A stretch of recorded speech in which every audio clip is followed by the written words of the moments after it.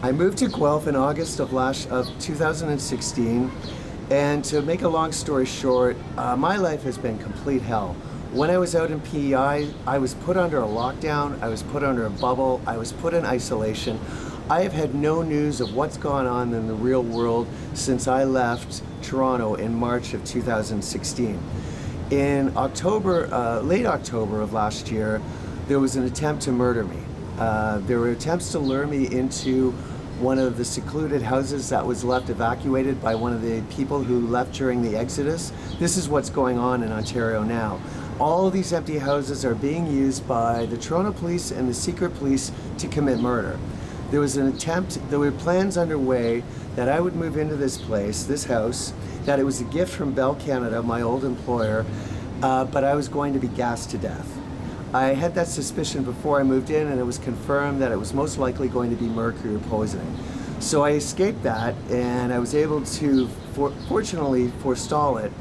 What has happened since then, I moved back to Toronto in March of this year, 2017. Between that period when I was in Guelph, I was starved, I was robbed property and cash in the thousands of dollars. My medicine was disrupted, it was misprescribed. I was made homeless again in January 31st. The Guelph police this time, this was the third time I've been made homeless. I went through 4 rounds of antibiotics because my health was so severely compromised during the winter. I was isolated, I was gang stalked, I was molested during the night when I was sleeping. It was a horrible period. I thought that Guelph was the problem. I didn't know that this whole exodus was province-wide on southern Ontario, south of Sudbury, and I believe it's covering parts of Quebec all the way up the St. Lawrence River as well. When I moved back to Toronto in March, I thought that things were going to get back to normal and that the problem was really just a Guelph problem, but I learned through my travels, no, it's province-wide. I was in Toronto in January 29th, and the Toronto police assaulted me.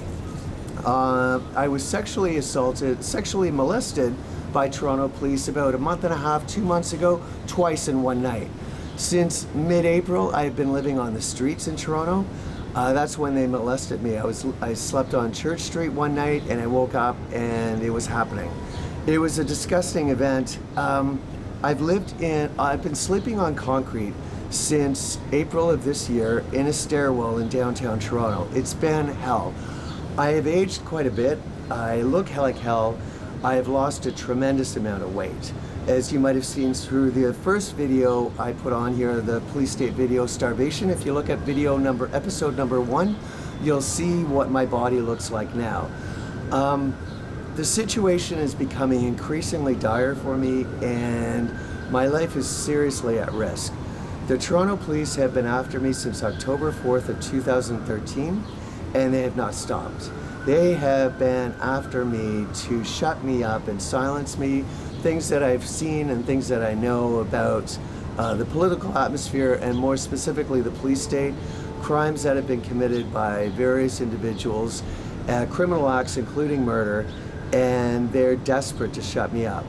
About a week and a half ago on a Saturday night, the stairwell, by the way, is directly across from a police station, which I thought, there's been a lot of deception and lies. I thought that I could trust the police finally, but it turns out I can't.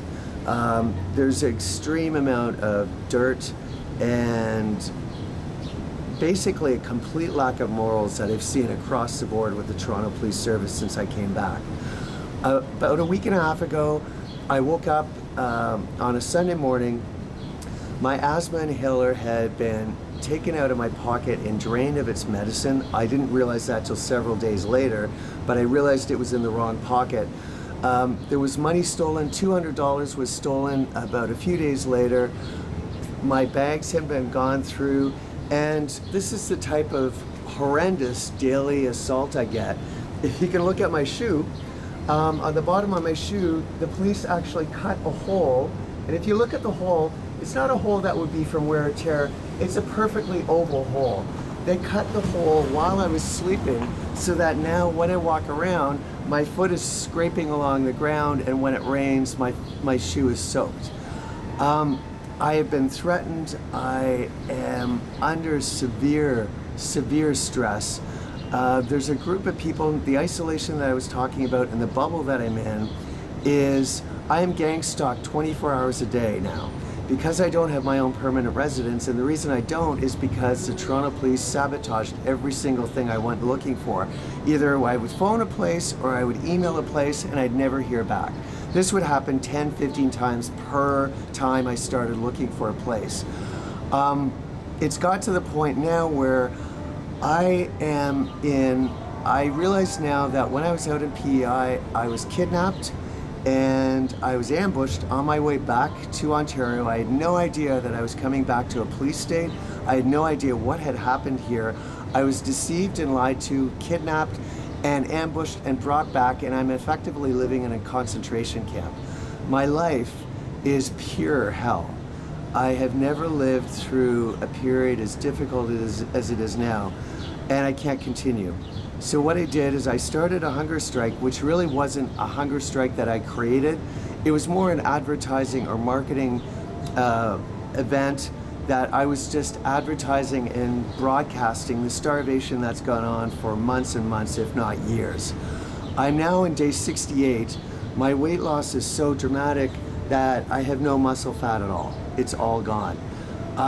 Things are reaching the point with the asthma inhaler being drained, with the $200 being stolen about a week and a half ago. I have no money for food until the end of the month. I'm literally starving to death. The Toronto Police are trying to murder me. There's no doubt in my mind. There was an illusion that there were good people here. I think there were good people here. Something happened at the end of June. A lot of good people left. I could sense a change, and a lot of bad people came in. Toronto is not the same. If you're not living here, I don't know what your conditions are. I don't know if you're in camps or recreation centers, but Toronto is an ugly, evil place. Businesses are closing left, right, and center. There's occupancies all over the place. There's something seriously going on there's regular bread shortages, I've noticed.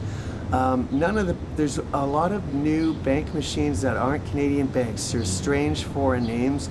Things are changing here, and they're not changing for the better. There's a really dirty, filthy undertone to this city that I've never experienced in my life. That's what's gone on.